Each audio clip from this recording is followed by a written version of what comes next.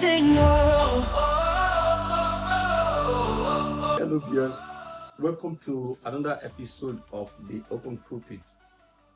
A number of people have asked me why I do this kind of interview for sages, for people who are older than us, people who have experience in life. And my response is this, that it's not every message you can preach from the pulpit. There are certain testimonies that we have of many of our forefathers, many of our fathers, many of our leaders in this nation that I'm sure will help the younger people. So we do this interview from time to time. So today I'm privileged to stay with my uncle here, who was a career ambassador for many years, and he's been kind enough to spare his time to answer a few questions from us. My uncle is Ambassador Dapo Fafowora, and you know that I'm General Fafowora, and then I grew up to know a lot about his life, to use him as a role model. That's why I'm so pleased to have the privilege and opportunity to interview him today. Daddy, let me say, Daddy, good morning, sir. Good morning. Thank you so much for the time that you have spared to. You are welcome. Thank you, sir. Let me start by asking one question. What drove you into being an ambassador to become a diplomat for the nation? What was it? It was accidental. I didn't really plan to enter the foreign service. When I graduated from the University College in 1964, I took a job as an administrative officer in the Western region. And that was where I planned really to have a career. But then when I went for the Public Service Commission interview, I had been working for 3 months as a temporary administrative officer. The chairman of the Public Service Commission then told me that they had received a letter from the Federal Civil Service Commission in Lagos that I was a federal government scholar and that they needed my services in Lagos. Wow. I didn't like it. I had schooled in Lagos, and Lagos was difficult for me when I was in school, so I really didn't want to go back. But I had no choice since I was under a bond to serve the federal government. So my father and I, we reviewed the situation. He too didn't want me to leave Ibadan. He was in the civil service in Ibadan. And I had been in Ibadan continuously for well over 10 years. I love the city, I still do. So it was in those circumstances that I came to Lagos. And when I reported at the Federal Civil Service Commission, I was asked whether I didn't get the letter offering me appointment as an external affairs officer. And I said I did not, which was true. The letter was sent to the University College Ibadan, my former Mellanby Hall, where I was a student. But the letter was not forwarded to me. So I was told by Sir Samuel Manuel, who interviewed me at the Federal Civil Service Commission, that I should report at once to the Ministry of External Affairs. That's how I found myself in the ministry. And that's where I eventually had a career. So the summary of it was not something that I planned. It just happened accidentally. Okay, sir. Okay, thank you so much for that response. When you were in external affairs, how many nations were you able to serve? Well, my first posting was to London. I was posted to London on the day of the first coup, January 1966. It was a sheer coincidence. I had received notification in December that I was to proceed to London. And I was asked to choose a date within a month. So I chose 15th January 1966. And that was also the day that I married. So it was sheer coincidence. You got married in the day that you were posted? Yes. In the month that there was the first coup? It was on a Saturday. I had arranged, after the notification, I wanted to go abroad with a wife, so I arranged to get married. But none of us had any inkling that it was going to be such a memorable day. So I got married Saturday morning, 15th January. Wow. And my wife and I proceeded to London on the same day. We arrived London the following day because there was a delay. There was complete chaos in Lagos. The traffic was horrendous. And in fact, it was on our third attempt that we were able to get to the airport. And then we landed in London January 16th. That's how I started my diplomatic career. Now, after London, I returned home in 1968 to the ministry. Okay. Then the following year, I was sent to The Hague for a course at the International Social Science Institute for a course in development economics. That was 1969. And I was attached to our embassy in The Hague. After I completed the course, I returned home, and then I had a Commonwealth scholarship to go to Trinity College, Oxford. Okay. So I went to Oxford on what they call leave of absence. I was in Oxford from 69, 72. Now I returned home in 72, and I served in the Africa department for a year. Okay. And it was from Africa department in the foreign ministry that I was posted to Uganda as the acting high commissioner. That was 1973. Idi Amin was in power. Uganda was exciting in those days. I enjoyed it.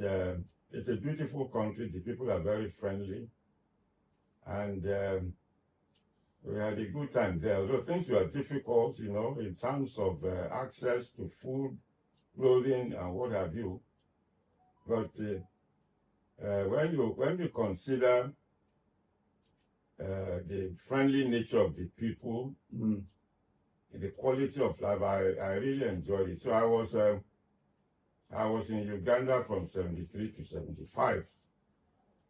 And then in 75, I was posted to Turkey, Ankara, Turkey, as Chargé d'Affaires. I was there for a year. I asked to be recalled. I asked for a posting back to headquarters because there were no English-speaking schools in Ankara. There was only the British Embassy School, which was always, it was difficult to get your children into the place.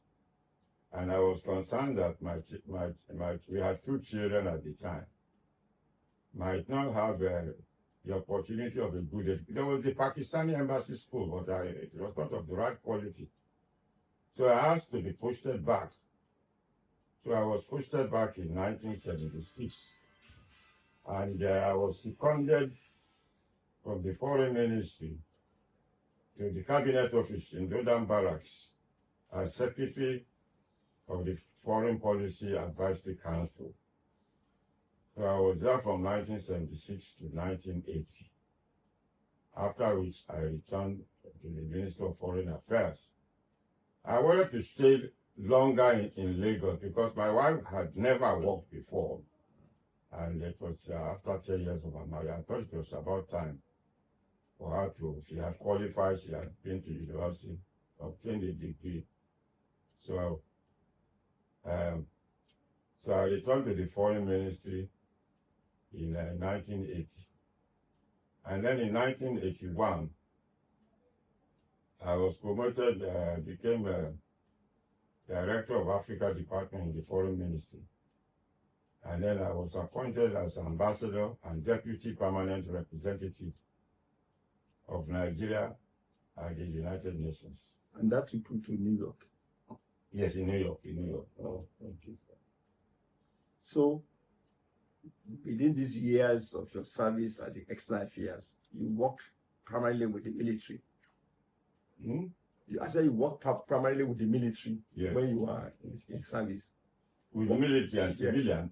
When I entered, the civilians were in power. Balio was Prime Minister when I entered. And then when I was appointed ambassador, it was Shagari. But in the intervening years, the military were in power. Everybody worked with the military.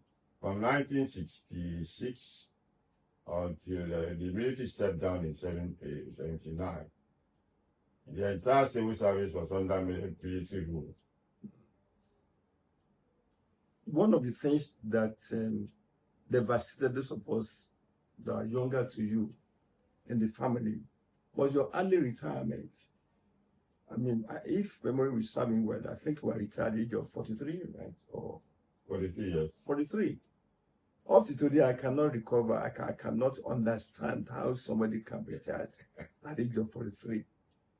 Why, what happened? Why did that happen? I think at the time, Nigeria was in chaos. There was complete confusion. And, you know, it was the Babangida military coup. I was always 43. And I was appointed ambassador at 40. That was pretty young. Yes, by the standards of the Foreign Service. They took advantage of the confusion, the chaos. Shagari had been overthrown. These young military boys, they didn't know us. They didn't know who we were. We were not close to the military, even though they had been in power for so long. But we were professionals. I didn't know anybody in the military. I never associated myself with anybody in the military. So these officers who were junior to us, they just took advantage of the confusion and just recommended. There are many of us, distinguished Ambassador Clark, Ogusulure, Ijewere. These were highly educated professionals. Shanu Olushanu, who was, going to Harvard. Ijewere to LSE and Oxford classes. So they just took advantage of the confusion. The confusion and I must say that the service has not, it shook everybody. It shook everybody very badly. People then began to feel that they must look after themselves rather than work for the nation. We worked for the nation. In all my life, I've never been engaged in I've never done any business. I've never done any contract. We were committed to the service. We were truly professionals. So, but since then, now the younger or youth in the Foreign Service, they've learned a lesson from our old experience. And many of them now look after themselves. They do businesses on the side, They are well prepared for emergencies like that. Sir, General Gowon visited Los Angeles 2-3 years ago. And I happened to meet him among Christian leaders who went to welcome him. As I introduced myself, when he heard that I'm near Fafowora, I said, Aburo Dapo. Just mentioned him straight away. I said, oh, okay, I see. How is he? Then he went on to say a lot of powerful things concerning you, concerning your service with him and everything. What was your experience serving the country with General Gowon at that time, sir? Well, when Gowon came to power, I was in London. I didn't really know him at the time. But later, in the course of my career in the Foreign Service, I came to know him better. When he was overthrown, I was in Turkey. Later on, after he had been overthrown, I became closer to him. As a matter of fact, I was going to write a biography of him. I had started writing it. And I went to my colleague, Hamzat Ahmadu, he's now dead. He was Gowon private secretary, and I told him I was working on the full biography of General Gowon, that he should mention it to him. And he agreed. He asked me to come and see, so I went, and I told him, well, I had assembled all the material that I needed, and I told him I was not doing it for any commercial or personal reasons, that I just felt he merited a good biography of it. And he agreed. But subsequently, Hamzat Ahmadu, who was my colleague in the Foreign Service, persuaded him that I was still in the service and that civil servants were not allowed to write biographies of former heads of state. So I had to drop the idea. But we kept in close touch. When I launched my memoirs, he was there. He was there, and until recently, I saw him occasionally, maybe 2 or 3 times a year. Oh, you're not just as old friends, he was out of power. But there is somebody that I admire greatly. I admire his integrity, his commitment to the nation. He ran a very clean service. I was in Uganda when Gowon was overthrown. Yeah, I was there in Uganda the day he was overthrown. He had nothing. We had to arrange hurriedly for him to be ferried out of the country. He had no house at that time.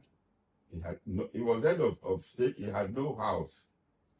And his wife was even in London. I had to call the High Commissioner in London, Sule Kolo, that Gowon was there and he would like to speak to his wife. So for that reason, because of his integrity, he's a very humane person. Gowon is a very humane. He's not a pompous person. And he's deeply religious, very friendly. He's an open-minded person. He's not really a politician. He was a statesman. So it's on that basis that I was able to maintain some close relationship with him for some years. I think now he's moved permanently to Abuja. I'm not sure, but I used to visit him in the south at Southwest Ikoyi when he lived there. Thank you, sir. Thank you so much for that revelation. Now let me bring this discussion back home. How are you able to manage the home front, being posted from one country to another country and yet having young children that you are raising? What were the challenges and how do you overcome challenges? It's very difficult for foreign service officers because you have to move with your family. When I was in the foreign service, I moved always with my family. I never left either my wife or children behind. We traveled out the same day. We came back the same day. The biggest problem Yes, sir. with running the family, particularly the children, is education. Because sometimes you get posted to non-English speaking countries. That presents the problem. I was relatively lucky. The only country to which I was posted that was not English speaking was Turkey. But there I had difficulty, which was why I cut short my stay. I told the minister I was coming back because of my children's education. So that's the biggest problem. And then keeping your family together, because when you're in the forest, it's a 24-hour job. You can't say, oh, you work from 8 to 2. It's 24 hours. I remember when I was at the UN, I used to stay till 2, 3, 4 a.m. And one day when I came home, my youngest child, he was, I think, 2 or 3 years. He didn't know me. Cried when I came home. He ran to the mother. Is that who's this one? He hadn't been seeing me because I was, So there's a lot of pressure on the family. And many families face severe pressure. And in some cases, in a few cases, marriages break up because of the constant movement from one. There was a lady who, sometimes your wife may be doing a course halfway, and then suddenly you are posted away from that, from where you are. And she has to go. Some leave their wives behind to complete the course, but that's difficult, emotionally difficult.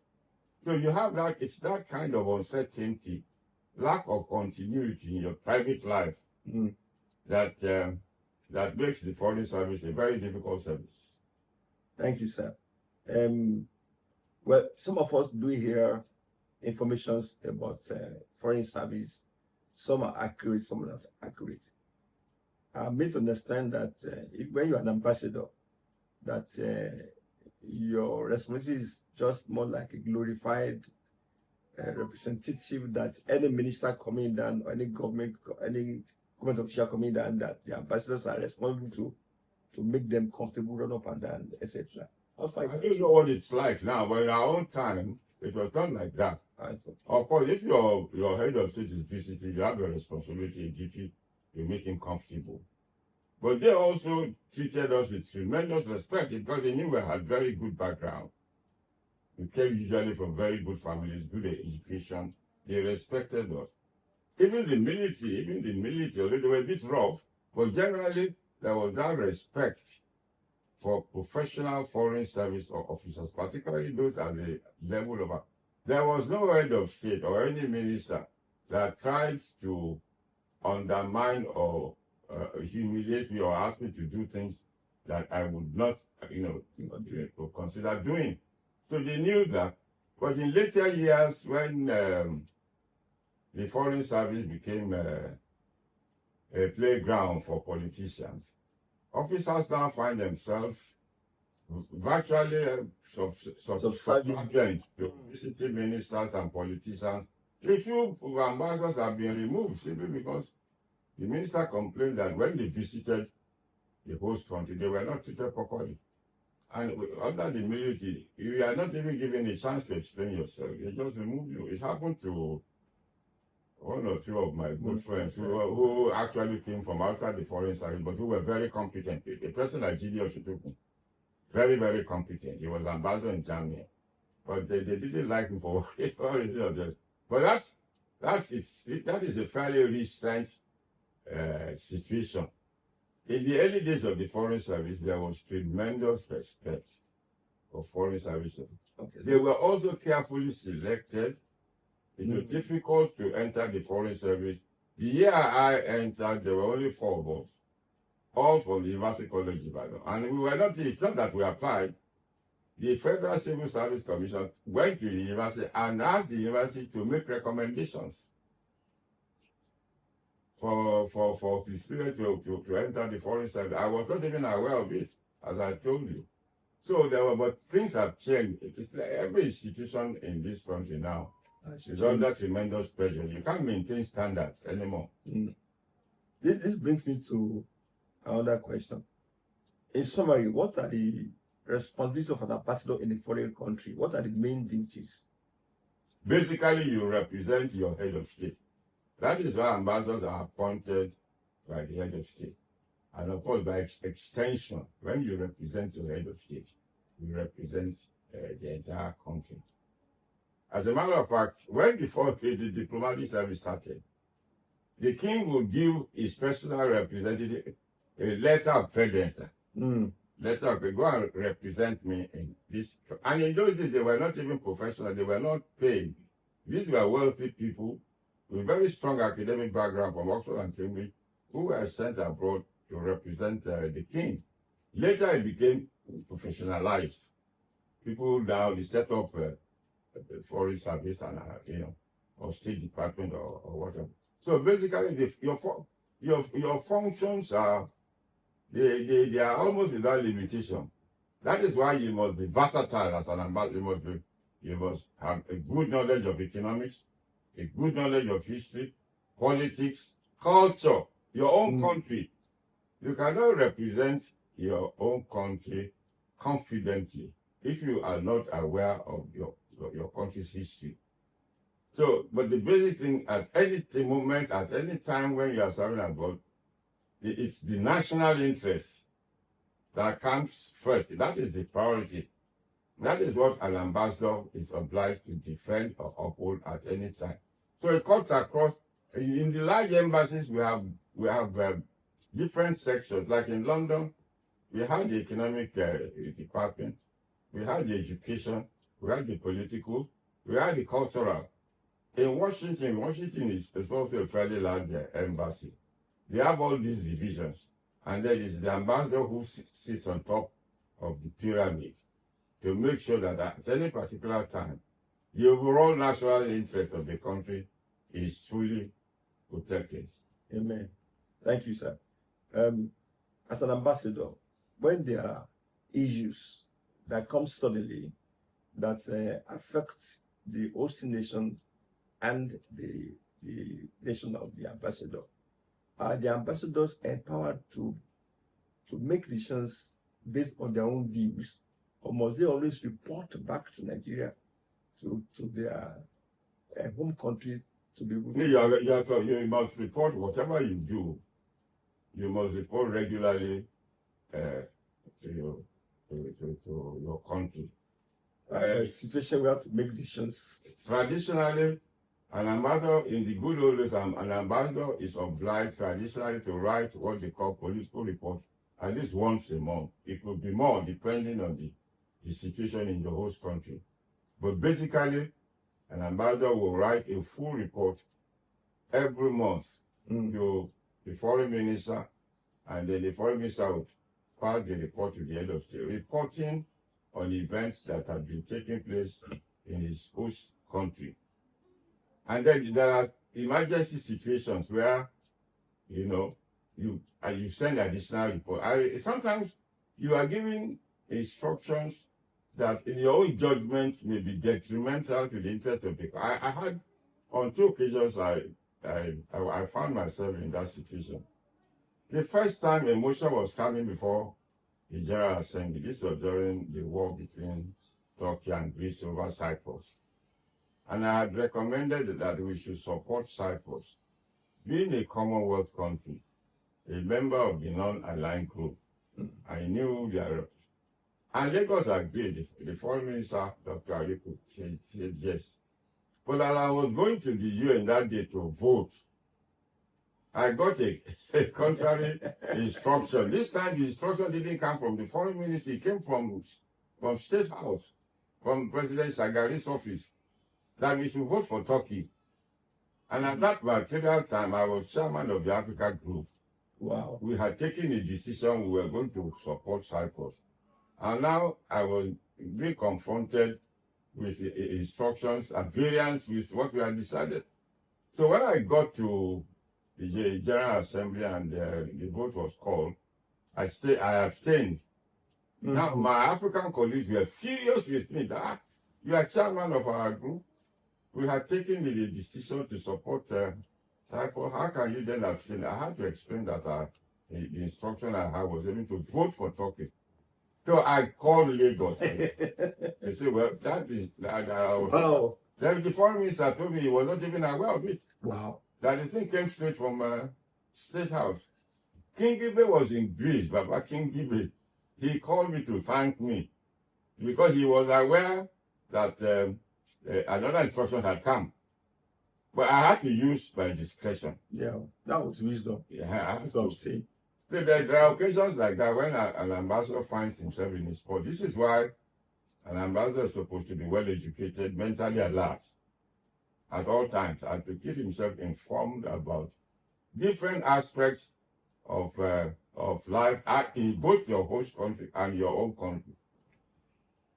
It will interest you to know, sir, that because of your experience, I wanted to become an ambassador.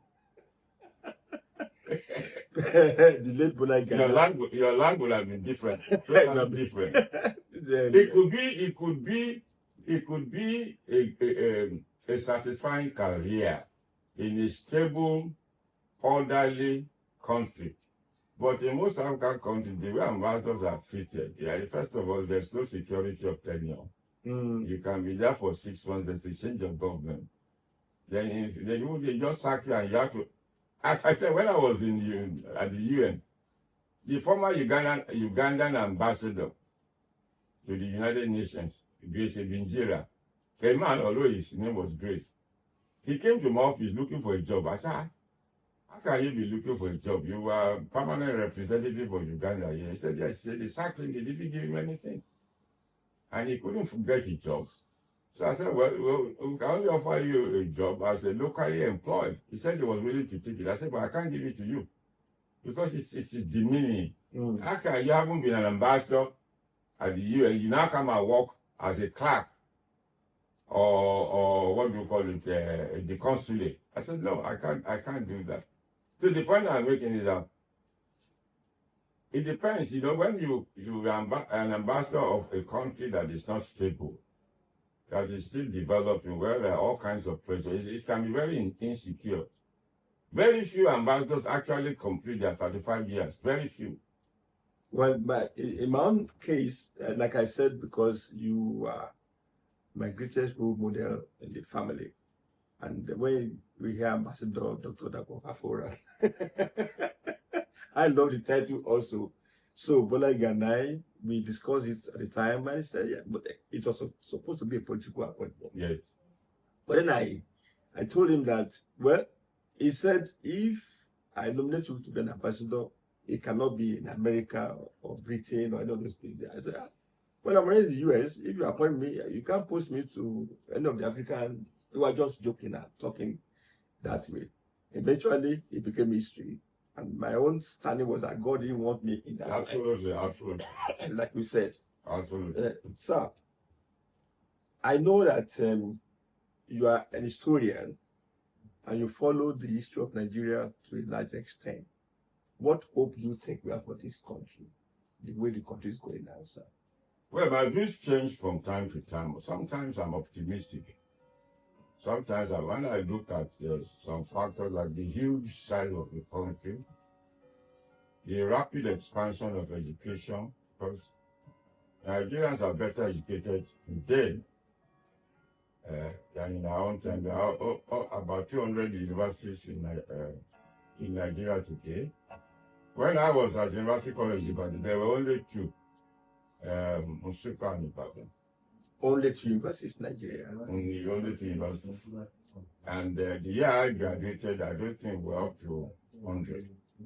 Now, so that kind of thing gives me hope that with the massive expansion in education and the entrepreneurship of the average Nigerian, yes, they want to get along. People are ambitious. Nigerians are not lazy. They compete fiercely. They work extremely hard. That gives me some hope. When I look at, as a historian, when I take into consideration the factors that I have mentioned, I feel that, yes, there is some hope. But on the negative side, when I look at the quality of leadership that we've had since independence, almost without exception, I become pessimistic. There are exceptions. We've had a few good government. Gowon's government was very good. For Awolowo was exceptional. But in recent years, particularly after the military stepped into politics, they took over power, the quality of leadership has been appalling. And you have to counterbalance the positive and the negative. So I can't say with any degree of certainty what the future will be like. I'm only hoping, for the sake of all our children and grandchildren, that it will be a better place. I have 12 grandchildren now, and 10 of them are abroad. Only 2 are here. And it's not a situation which I like, but it's the consequence of the failure of leadership, the inability to propel the nation forward, to create jobs, to make it a better place to live in, to provide education, health facilities. These are so it varies. I think that is generally the mood with our own generation. One day you're optimistic, and then the next day you hear something appalling happening, then you become pessimistic. It's a roller coaster kind of situation. Oh, wow. Thank you, sir. I mean, this is really interesting. I mean, it's interesting observations. And coming to think about it, I think that's what I see also. Sometimes, Nigeria go better. Sometimes, where are we going again? So as if we are drawn back. You are actually known all over the place as a man of integrity, as a bold person, a fearless person, who speaks his mind the way you see it. We know you are somebody who calls black, calls white, and that kind of thing. How are you able to get this kind of values? Is it because of a Christian background?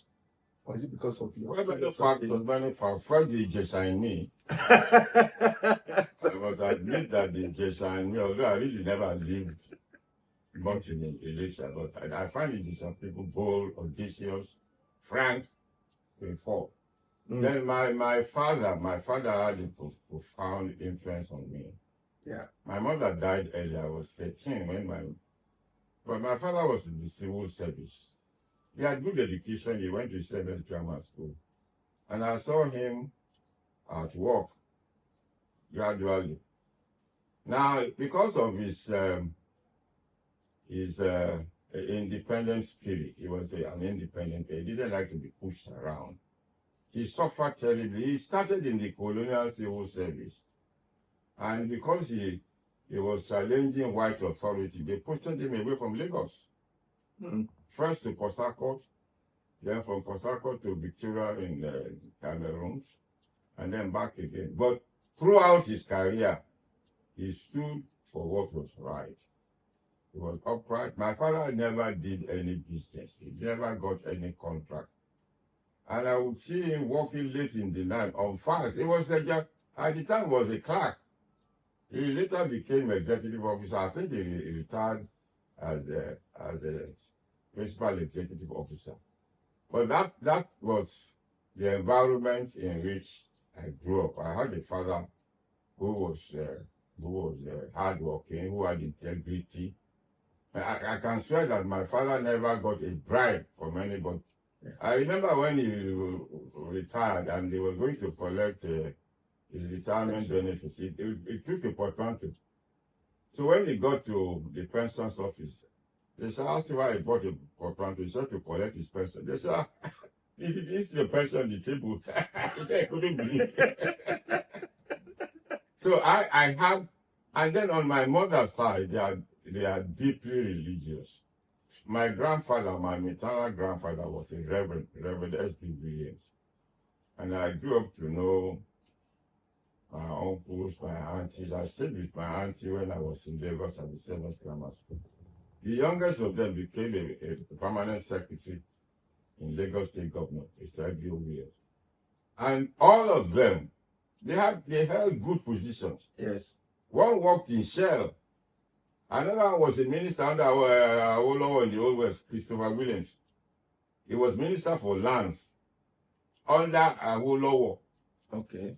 And when people in the family approached him for land, he said, no, that Awolowo said, one man, one land. He himself didn't take any land. He died a pauper after the Action Group government broke down. He was representing Ekpe. He didn't have a house in Lagos. And yet he was in charge of the whole of Ikeja, which was treated as part of Lagos at the time. So I have that strong background. And then in our family, particularly in the Williams family, they are very disdainful of wealth that you can't explain. You can't, in the Williams family, if you start riding Mercedes, now they will ask you, where did you get this from? So I had that. That's the kind of. Also in the Fafowora family. Also, yeah, to some extent. Not to some extent. No. These days. Yeah? Now maybe about at the beginning. Yes. But in the last year, things have changed. But that's the background for which I came, and it has had a tremendous impact on my life. When I told you a long time ago that I was going to full-time ministry, you appeared to be very shocked, and you said, boy, how do you train away opportunities and potential that you have? What's your view about Christianity in Nigeria today? What are your views? Mixed. I go to church regularly. As a matter of fact, in my church, I'm what we call Cathedral Parish Awardee. I wrote the highest honors of the cathedral. And I wrote the history of the cathedral, gratis. When it was launched, we raised 20 million and I donated it to it. So I have respect for the church. I have respect for the traditions of the church. I respect the doctrines of the church. Amen. But it is the practice. I have some reservations about how Christianity is practiced in Nigeria. Because we've had all kinds of reports. I interact with some of the bishops. I know some of them are good, a few of them are not all that good. I think generally what one can say is that over the years, the church has become increasingly commercial. Mm-hmm. And most, maybe it would be an exaggeration to say more, but some of the pastors serve themselves more than the church or the people that they're supposed to cater for. So, but as I said, religion is a personal thing. When you decided to go, I was surprised. It's a good thing you raised it. Because I knew you were doing well. You're an engineer, professional. And you had the future ahead of you was very bright. So when you said you were going into, looking at that time, of course, you were still here. You had not gone to the US. So, but when I looked at it, I thought maybe it was a mistake. But thank God it has proved to be a blessing. You see, the important thing is What makes you happy? Yes. Thank you, sir. That is the important thing. If being a pastor makes you happy, fulfills your dream, and you pursue it diligently and you're committed, by all means, that is beautiful. So you took the right decision. And the way I was looking at it, the perspective was obviously wrong. I was looking at it. This is somebody who could become a chief engineer in an oil company, this and that. But you chose a different path. And thank God it has worked well for you. Yeah, it's God. But I also want to seize the opportunity to thank you, because I said you are one of my greatest leading models in the family. One has to carry those values into ministry. That the truth of the matter is that anybody who's not disciplined outside ministry, you find difficulty in being disciplined inside ministry, because it's like a DNA that you carry. When the value inculcates in you the right values. So I must really thank you for this interview, even though it wasn't pre-planned. I gave you a notice yesterday and you are kind enough to accept. What final word do you have for our political class? This will be my last question. A political class? Yes, of this country. What final word? They should think more, they should think less of themselves and more of the country. They should care more about their legacy. What kind of legacy are they going to leave? I have a little bit of experience in governance. You know, when Chief Bisa Conte was governor of Osun State, he invited me to join the government, and I served in various capacities. Initially, I was special advisor on economics. Then later, I served as acting commissioner for finance and secretary to the state government.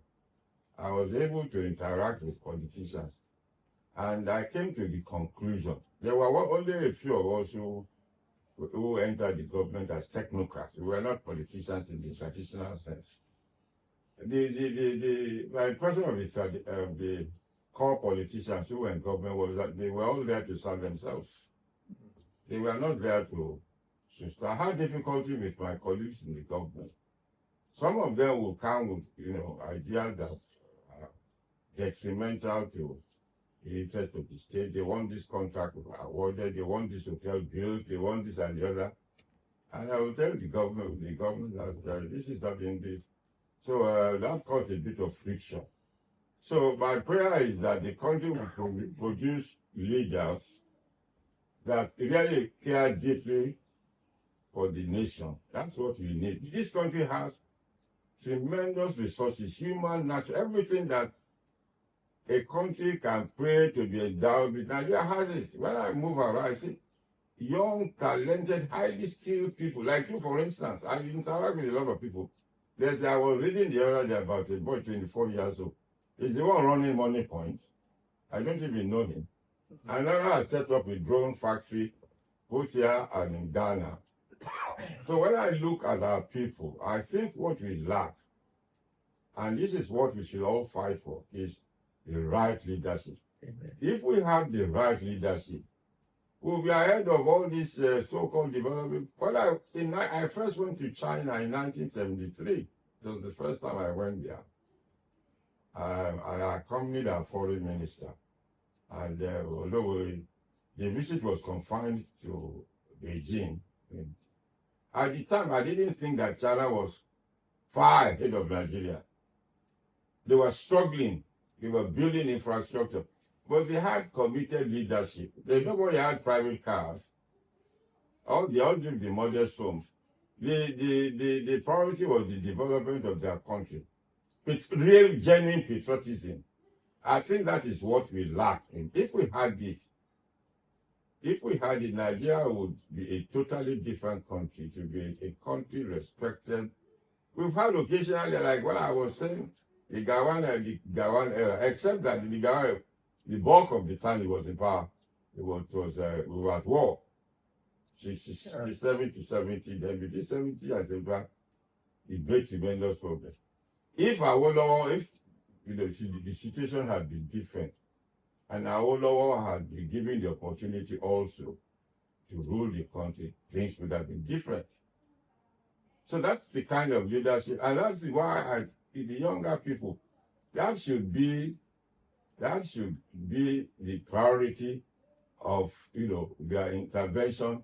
If they go into politics, they must make sure that they work to produce the right kind of leadership for this. That's what we need. Nothing else. We have everything that God can provide for a nation. We have the resources. We talk about oil. Look at mining. We've not even started talking about lithium. Take for instance, we have gas, we have lithium, we have gold, we have everything. Education, we still don't have enough university now, but it's better than before. At the time we were going to university, it was difficult. But now the opportunities are there. Good education, the character building. That was the basic responsibility for character building rests with the family. Thank you, sir. The university can't teach you anything about character. By the time you enter university, your character is already formed. So the family must accept and bear primary responsibility for the formation of the right type of character.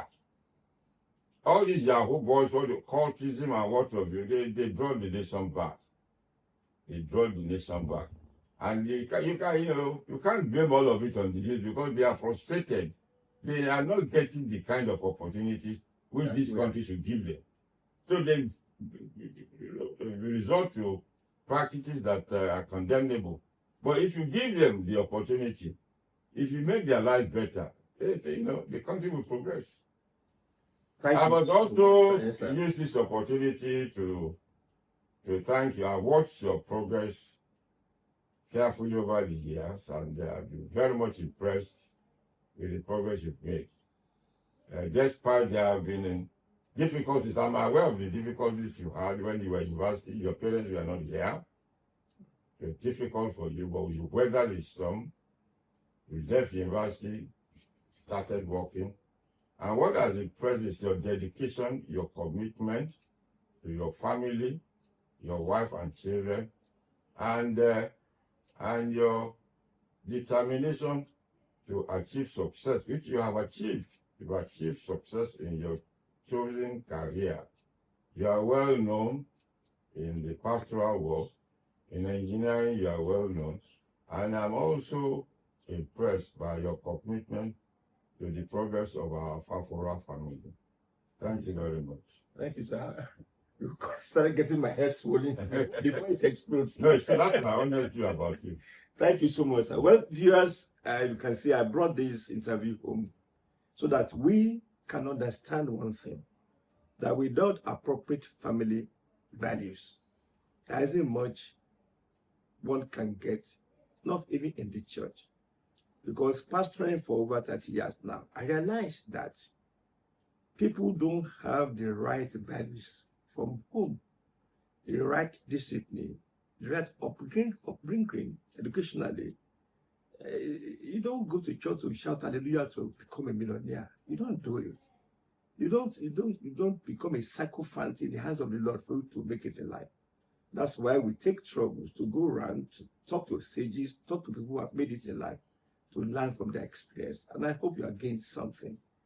I thank you for your attention. Thank you for your time. And we still remain the open pulpit, which means we discuss everything that will bless souls all over the place. We are like a church without wall. So I thank you, Lord, for your attention. My name is General Fafowora. A number of my friends call me Papa Eagle. I pray that God will come to favor you. In Jesus' name, amen. Amen. Emphasizing the truth in an eclipsing world.